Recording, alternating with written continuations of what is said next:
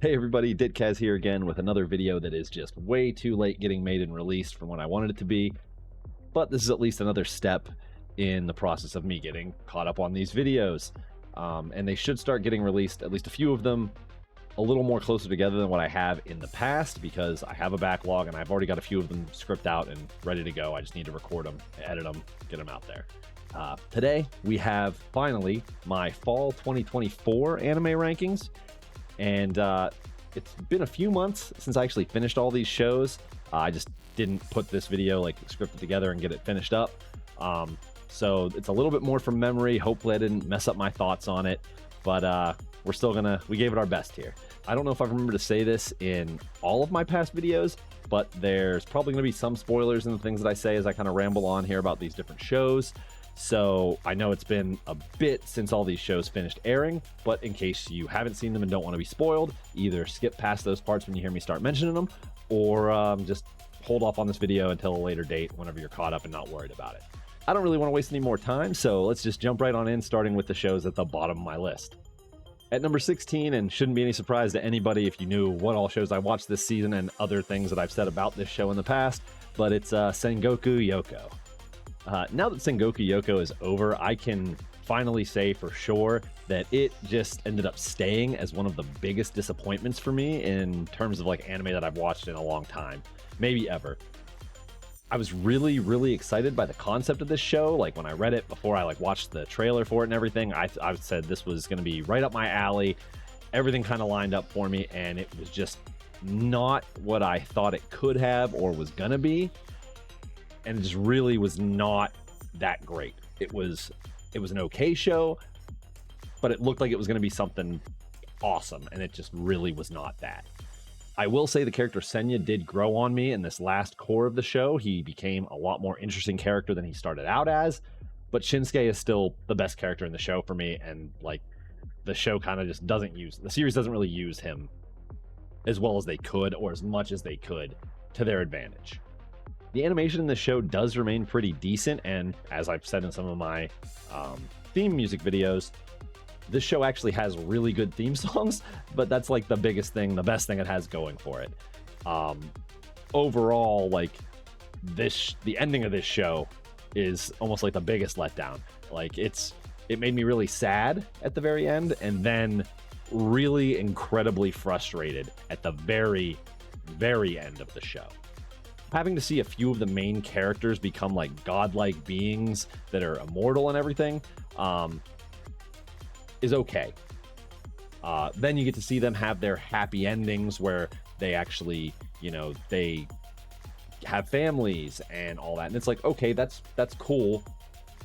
But then they watch all of their loved ones die, and it's just like super sad as they just go off to live the rest of their immortal lives. And it felt unnecessary.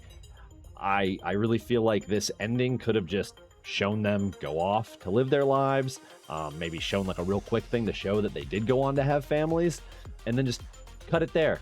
That's all you needed. You didn't need to show everybody they knew grow old and die while they just have to live on with that and just literally go off into some far off, like centuries in the future area, right? But then it goes from that sad moment to just the last couple moments of the show is Senya literally breaking the fourth wall out of nowhere. Like that's the closing moments of the show. I'm not sure if I've ever been more upset at a show than in that moment, because I sat through like 50 episodes or almost 50 episodes of this show that was just a disappointment to me, only for it to sit there and throw a random fourth wall break bullshit line in my face at the last moment. Honestly, this is the first time I think that I can think of anyway that I am just glad that a show is over and I'm not going to have to watch any more of it in the future. Now that angry rant's over, we can kind of move on to some calmer rankings. At number 15, we have the most notorious talker runs the world's greatest clan.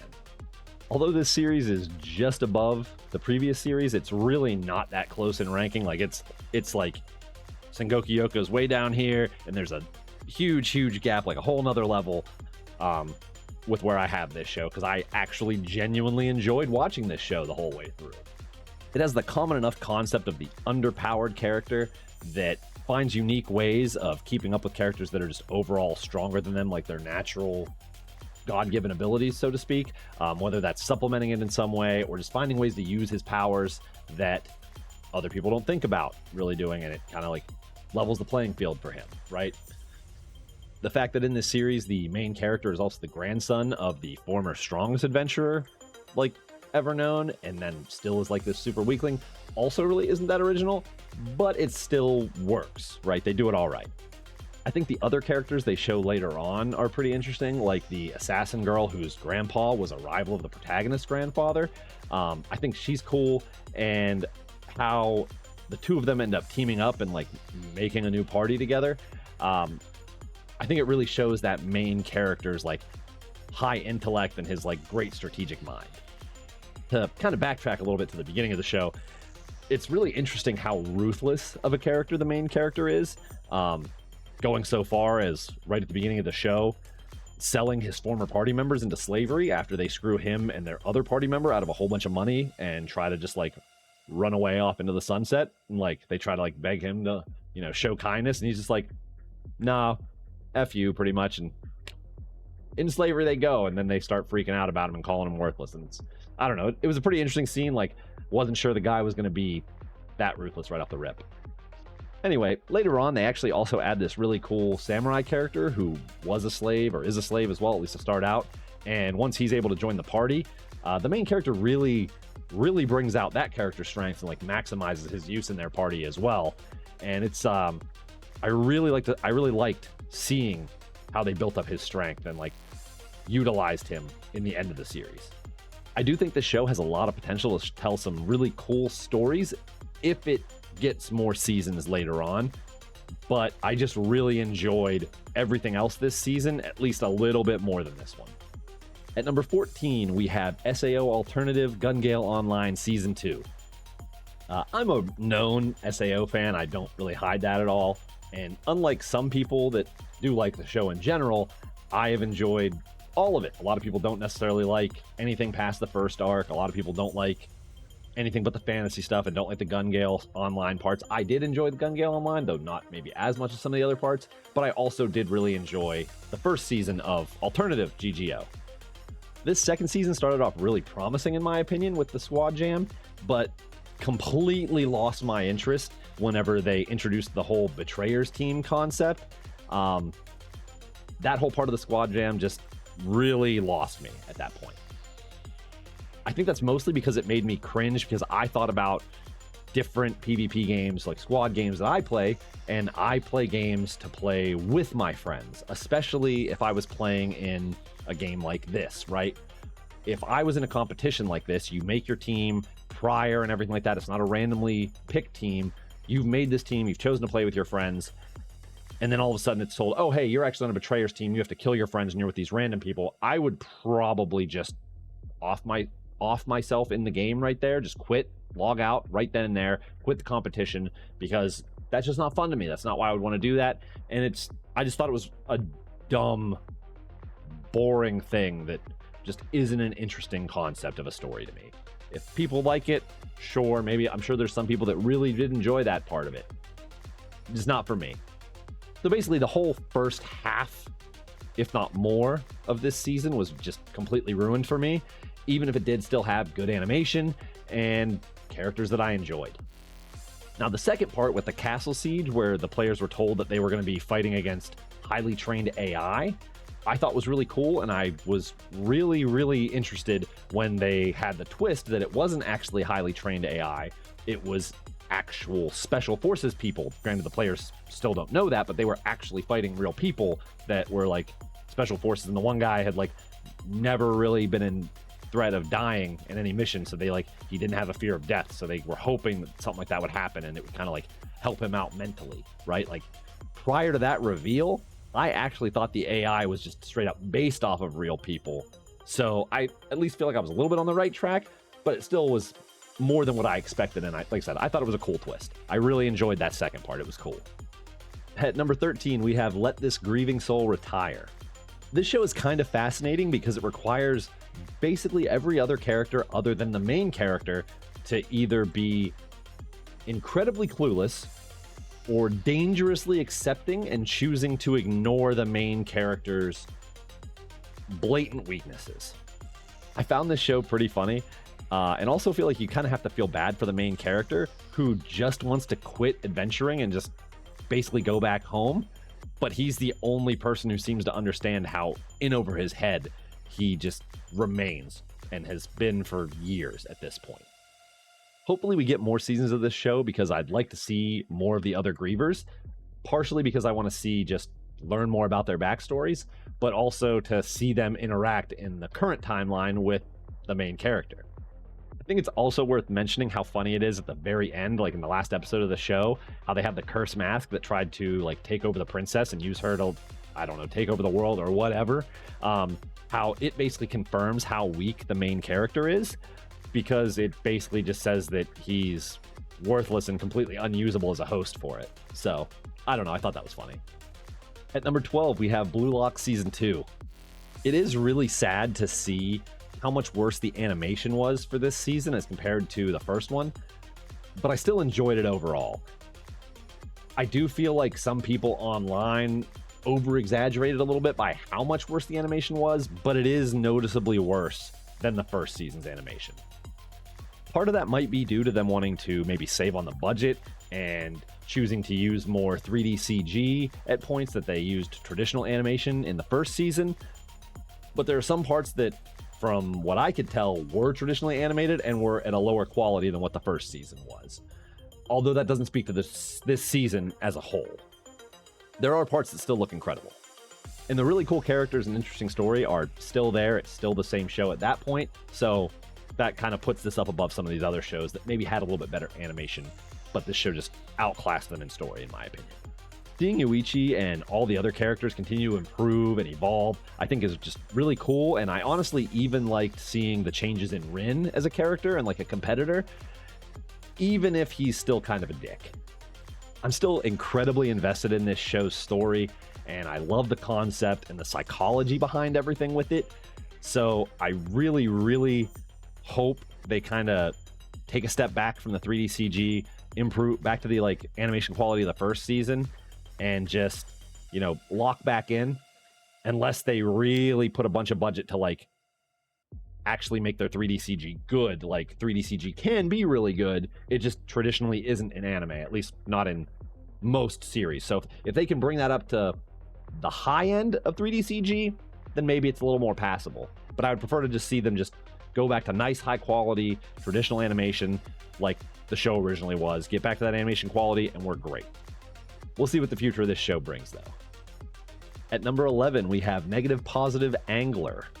And now we're going to talk about this season's show that put way too much effort into animating some small, like, niche part of the show that really wouldn't have impacted the show's overall quality if they wouldn't have gone so hard on the animation for it. In this case, it's the fishing in the whole show. Yes, the show is partially about fishing, but it's really just more of a vehicle for the characters to kind of bond together. I knew from watching the trailer that there was a decent chance that this show was going to kind of make me feel real sad. I really wasn't sure exactly how everything was going to end up with it. The concept of the show being that the character is told right at the beginning that he only has 2 years to live because of some kind of an illness. I don't really remember it being said exactly what was wrong with him, but it shows some like scans and stuff. So I'm not sure. Like I said, I don't remember if the doctor says it. And I didn't try to look it up to see if anybody like figured out for sure what it was, but I thought it maybe was like a brain tumor or something. Anyway, after finding that out, he just decides to run up this crazy debt and gets in some trouble with like some loan sharks, and he ends up meeting a guy who saves his life and agrees to like basically pay his debt off for him, but he has to get a part-time job at the convenience store that him and a bunch of other people work at, and they all go fishing together all the time. The show does explore like most of the other characters' backgrounds at least a little bit, but it mostly focuses on the main character and the guy that he lives with, who it turns out had a younger brother who got sick and died, and he sees a lot of like the main character in him. So there's kind of like some drama with them at the end because of some misunderstandings there and just a lack of communication, which is a lot of the real world issues in the world, is people not talking. But you know, There is a lot of drama in this show, but it all ends up really wholesome at its core and in the end.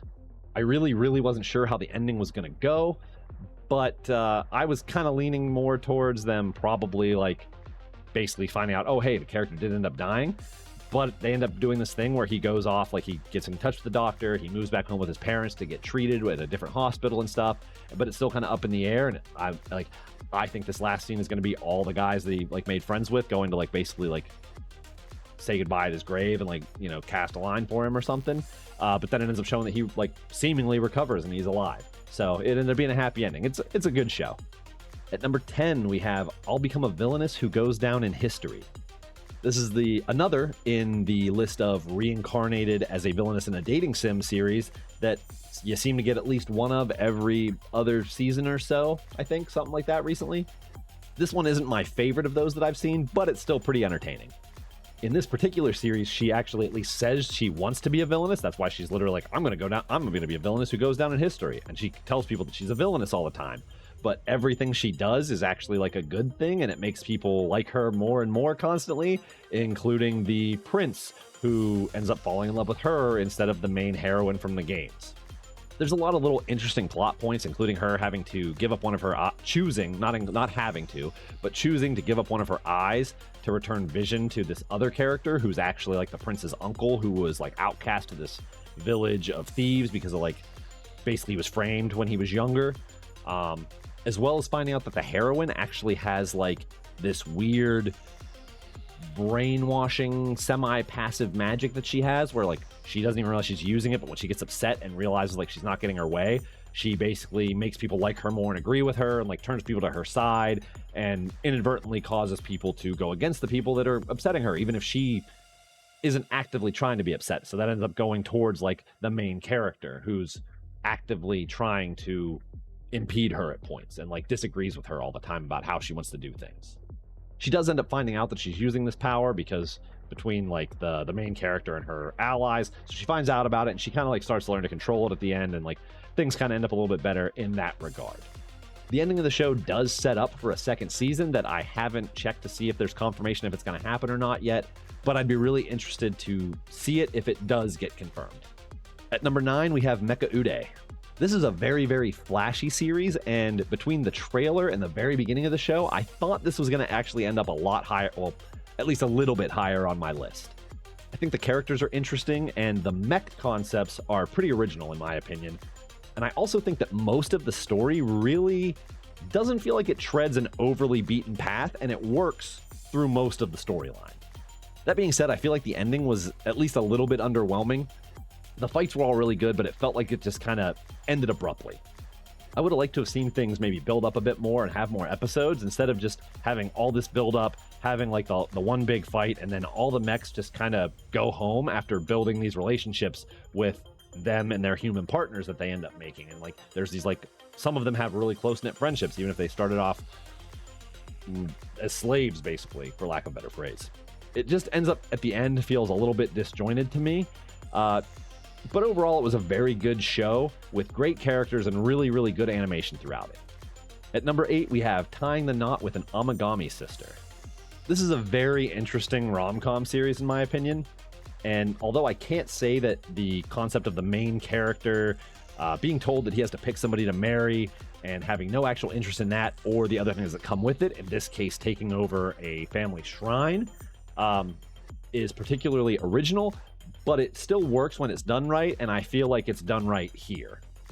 I feel like all three of the main girls, plus the other girls they've shown throughout the show, are all really adorable in their own ways, and it really doesn't take long for the main character to actually become interested in them, even if he doesn't want to take over the shrine, because his goal is to become a doctor, because he kind of wants to, like, he feels like he needs to because his mom died because of an illness that they couldn't figure out or something like that. I don't remember the exact details with it, but like that seems to be like the driving reason for him wanting to become a doctor, so that more kids don't lose their moms the way he did.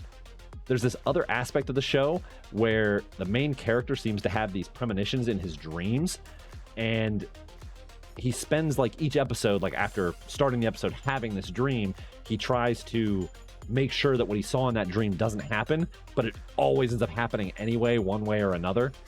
And I think it's I think it's really interesting how they kind of like work that all together. Like, even if it seems like he's like doing everything the right way to avoid it happening, it still just comes right back around, can't be avoided. It's the future that's going to happen, and he just sees it ahead of time, basically, although not all of the details. As of making this video, I still haven't fully finished this show because it did continue in the winter 2025 season.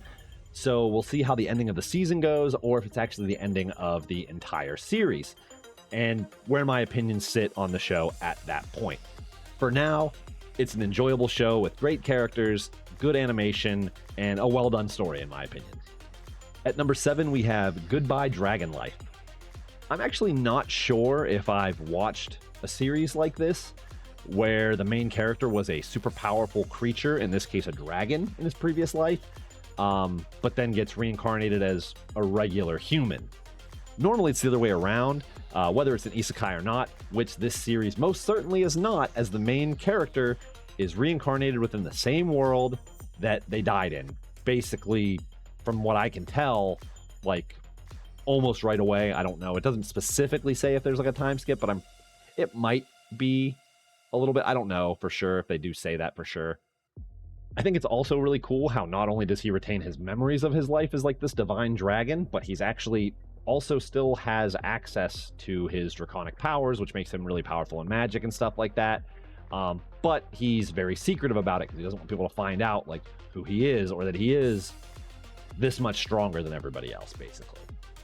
But it also allows him to be very, very helpful to the people that he lives with in this small rural village.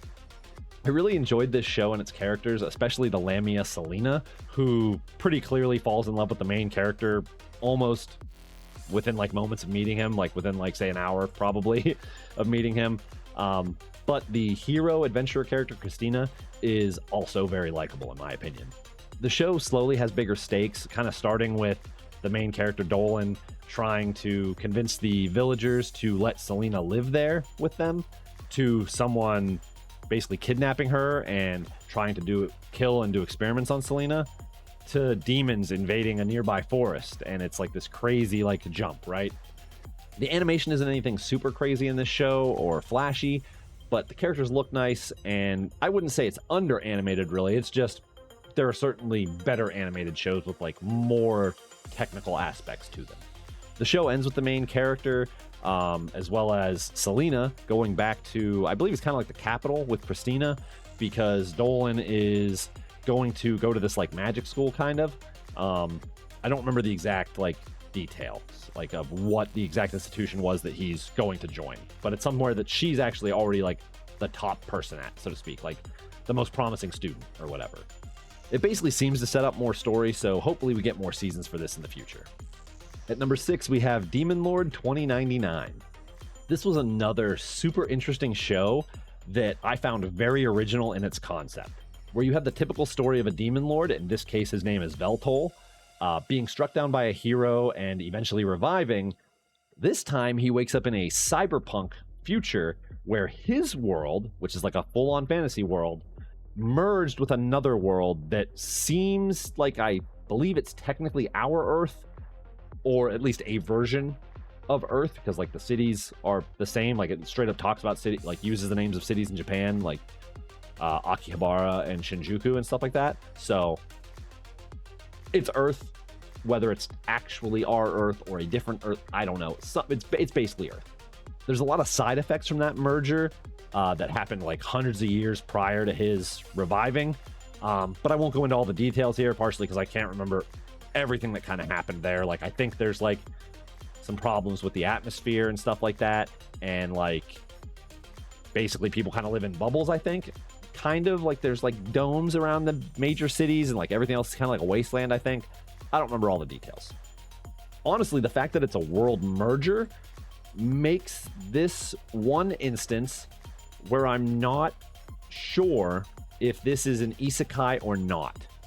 I want to say technically yes, since it's not fully his original world anymore, but it is a merger, so I'm not sure. Like part of it is his world, part of it isn't, but it's now one world. I don't know.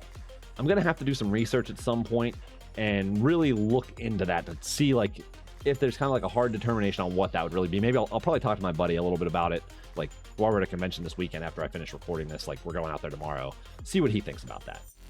Anyway, after he wakes up, it turns out that this formerly all-powerful demon lord is, at this point, basically really weak. He's weaker than the common thug out there because there's technology, these like chip inserts in the back of people's necks that allow them all to process and do magic way faster, and he kind of just can't keep up at that point. It then also turns out that he was actually betrayed by one of his former underlings, like kind of like a general in his army, who now considers himself the new demon lord and wants to wipe out Veltol. Things really get entertaining when, after Veltol like kind of goes up to talk to him and gets thrown out of this building, he ends up becoming a video game streamer. And it's like he's like, oh, I'm gonna be great, but he'd never played a video game before. He came from a medieval fantasy world. Now there's all this technology. He has no idea really what he's doing, and he's basically a Dark Souls streamer, and he's terrible at them, but he like struggles through them, and like it's super entertaining to his viewers, and he ends up like skyrocketing in popularity. And it turns out that as he gains popularity and followers on his stream, it's like the equivalent of whenever he would have followers and worshipers and people that believed in him, and it powers up his magic. And next thing you know, he's able to beat the shit out of these like common thugs that previously whooped on him pretty quickly. He eventually ends up beating and killing his former underling who betrayed him, after even giving him an opportunity to kind of like redeem himself. And that ends up actually only being the first half of the show, and apparently that is the very first light novel volume, because I did see the first 2 light novels at Barnes & Noble, and I thought about buying them, but I decided against it right now because there's a bunch of other light novels I need to buy still. There's a whole second half of the show, which, like I said, like that thing, I thought that this season was going to be all him building up to dealing with his former underling, and instead that's just the first half.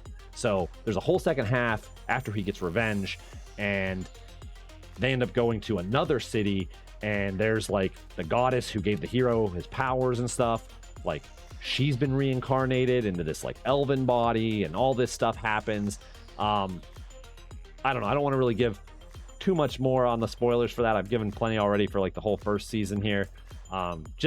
It's a super interesting show. The animation's top notch. The characters are super interesting. It's it's got some deep lore, and I think it has a very promising future if there are more seasons. Also, the second half of the show, I think I didn't look at the end of it, but I think the second half of the show basically covers the second light novel. So this one season is only the first 2 light novels. I don't know how many there are yet. I haven't looked into it.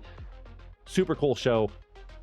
Hopefully it gets more seasons, because this could be a good one for as long as they've got content for it. At number 5, we have You Are Miss Servant. This show was absolutely fantastic.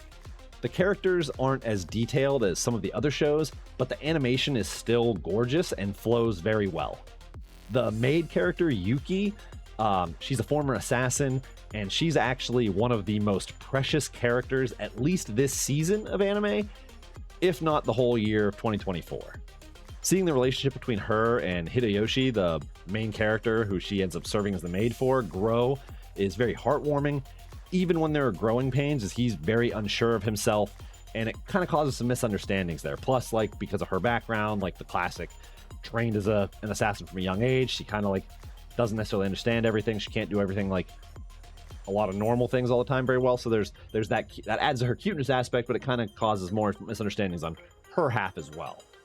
There's still a lot of unanswered questions in this show, and the season ends with what I took as both characters realizing that they're in love with the other character, but not realizing that the other character is reciprocating those feelings for them. So there's like a lot of sadness from both of them. So there's a possibility, like at the very least, Hideyoshi realizes and thinks that she doesn't feel the same way. At least that's the way I interpreted it, where Yuki might still kind of be trying to understand her own feelings. Maybe that's why he doesn't think that she feels that way, but it sure seems like she realized that there's something there, because like the way she's like crying at the end of the show and all that. So I don't know. I'm really hoping for more of this show, as I really want to see them get their happy ending, because I'm incredibly sappy like that, and plus it's a good show all around. At number 4, we have As a Reincarnated Aristocrat, I'll Use My Appraisal Skill to Rise in the World, Season 2. The first season of this show already had it as one of my top shows of the year, and this second season only helped to reinforce that. They continue to add more interesting characters, and the plot just keeps progressing very smoothly, in my opinion. It doesn't feel too rushed or anything. All the plot points are interesting. Everything's really cool. Seeing the main character's status rise to the point where at the end of this season, he actually is given control of his entire district at such a young age, I thought was really hype. The fact that earlier in the season, he goes ahead and gets married just to like kind of make sure that his fiance is secure and all that. I thought that was also really nice to see. Like, that got locked in. It was a really like touching moment, really cool. The animation in this show remains top notch. And like I said before, they just keep adding more great characters, like the leader of this mercenary group, who's just an absolute monster on the battlefield, like just Giga Chad. He's just a monster. He uses this huge, like, falchion-looking sword and just bodies people. He's insane. Hopefully, they figure out a way to make it to where he ends up becoming a retainer for the guy. I don't know. It probably won't happen, but it also might be just because of the way a lot of stuff has worked in this show. As long as they keep making more of this show, I'm going to keep watching. At number 3, we have ReZero Season 3. This is one of those shows that I feel like has just had crazy momentum, and it just keeps getting better. It just keeps going. After Subaru finally gets his feelings across and accepted by Amelia, there's a time skip, and now the next big goal is to wake Rem up and like recover everybody's memories of her. And it seems like the show is going in that direction, as they end up going up against multiple of the Archbishops of Sin, including, I believe it's Gluttony, who's responsible for Rem's current state and like nobody having memories of her anymore. And also, I think he's the one who did stuff to Krush as well. This is another show that wasn't done at the end of the season, so I still have to finish it up, but the last episode I watched had a pretty crazy cliffhanger where Subaru and Reinhardt like basically interrupt right at the beginning of the wedding. Reinhardt's the man. He's like maybe one of my favorite characters in the show. I need more of a minute. Really looking forward to seeing where that part goes. So I'm really excited to jump back in once I start binging to try to get caught up on these seasons of shows that I'm behind on. At number 2, we have Shangri-La Frontier Season 2. I was very close to putting this show number 1. And honestly, I'm probably better off saying that this and Dan to Dan are kind of like 1A and 1B, because they're both super good in my opinion. I think Shangri-La Frontier just keeps getting better with all of its characters remaining interesting and telling a great story. I think all of it is kind of like shown off with great animation and fantastic fight sequences throughout the whole thing. And it just, again, it keeps that flow, keeps that level throughout everything. I did feel like the little side story where he went into the mech game for a bit because of like being upset with some stuff that happened in Shangri-La Frontier maybe took more time, more episodes than I would have preferred, but it was still an enjoyable arc. It just, I feel like it could have been more succinct personally for my tastes. Seeing Sunraku invite Saiger Zero to help him reach the next town, still having no idea who she is, I think has been really great. Like the Omigami Sisters and ReZero, this show was still going when I got caught up with all these shows. So I still haven't watched the ending of this season. I still have to watch the second core. As where I left off, they were still fighting Lycagon. I'm also really interested to see more of that other character that the Samurai Rabbit brought to Rabbituza at the end. I'm really interested to see more about her. I liked her design in the brief like snippet we got, and if I read some stuff correctly, I think she's going to be in like the next episode or two that I actually have to watch once I get into this. And number 1, we got, you guessed it, I already basically said it, it's Dan to Dan. I already said it before. This is really kind of tied with Shangri-La Frontier for me, but for the sake of not doing an A and B type thing, this one's going to be number 1 on this list. This is an example of a show that the internet was super hype about that somehow I had never heard anything about leading up to its release, basically, until like the ads and stuff came out for it. And this show managed to not only meet, but exceed those expectations, in my opinion.